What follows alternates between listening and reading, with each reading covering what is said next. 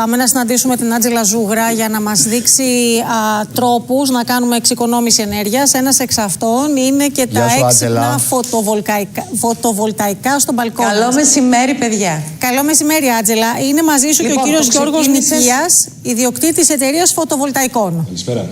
Καλησπέρα σας. Είναι ο κύριος Γιώργος Νίκιας μαζί μου, στον οποίο θα πάω αμέσως, αλλά μου έδωσες πάσα, Νικολέτα, με αυτό που είπες. Πώς θα εξοικονομήσουμε ενέργεια. Λοιπόν, το πρώτο φωτοβολταϊκό στην Ελλάδα τοποθετήθηκε σε σπίτι το 2009. Τότε μάλιστα πληρωνόντουσαν για την κάθε κιλοβατόρα που παρήγαγε αυτό το σύστημα, έτσι, γιατί πρόκειται για ένα σύστημα. Σήμερα, το 2026, στην Ελλάδα έχουν φωτοβολταϊκά στη στέγη ή στην ταράτσα γύρω στα 30.000 σπίτια. Είναι απειροελάχιστα αν το σκεφτεί κανείς, και αν σκεφτεί κάποιος ότι είμαστε σε μια χώρα η οποία έχει ηλιοφάνεια τις περισσότερες ημέρες του χρόνου. Άρα έτσι θα μπορούσαμε να εξοικονομήσουμε ενέργεια. Κύριε Νίκια, θα σας βάλω και εσάς λοιπόν τώρα σε αυτό το σκεπτικό και θέλω να σας ρωτήσω. Κάθε 3 και λίγο βγαίνουν διάφοροι ειδικοί, δήμονες, και μας λένε πώς να εξοικονομήσουμε ενέργεια.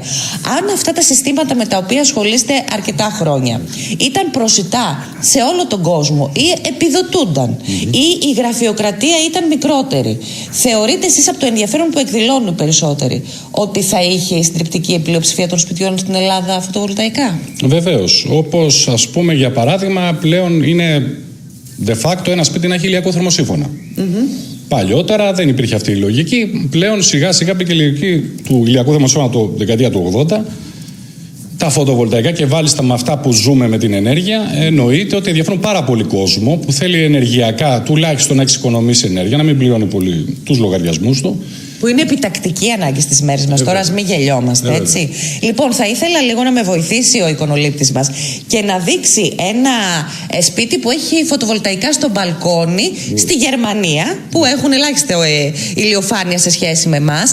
Να μας πείτε εσείς πότε θα υπάρξει στην Ελλάδα. Μου είπατε τέλη Μαΐου θα ξεκινήσει όλο αυτό.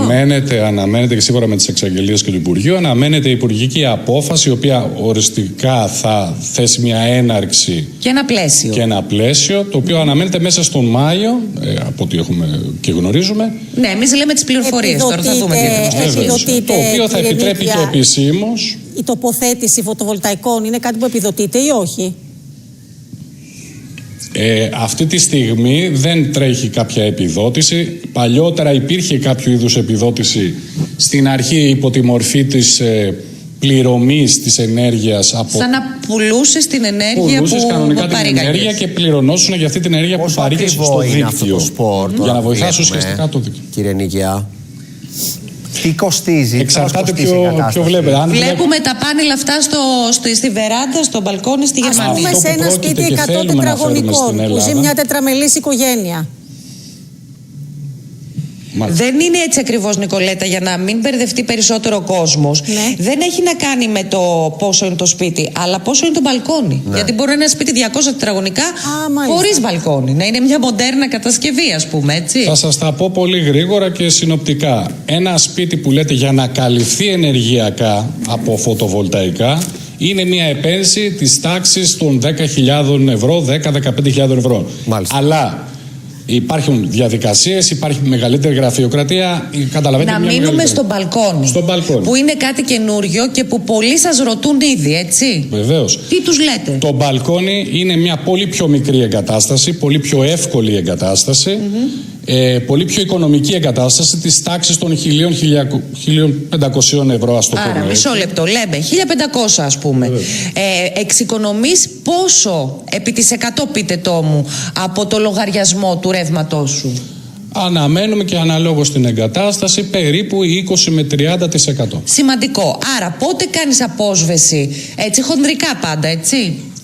Σίγουρα από περίπου 5, 6, 7 χρόνια, αναλόγως του κόστους εγκατάστασης και το πόσο ήλιο βλέπει. Ακριβώς. Και τώρα, από εκεί και πέρα λοιπόν, από τη στιγμή που θα κάνεις την απόσβεση, το κέρδος είναι καθαρό. Έχεις καθαρό κέρδος 30 τουλάχιστον % στην ενέργεια που καταναλώνεις. Βεβαίως. Πολύ ωραία.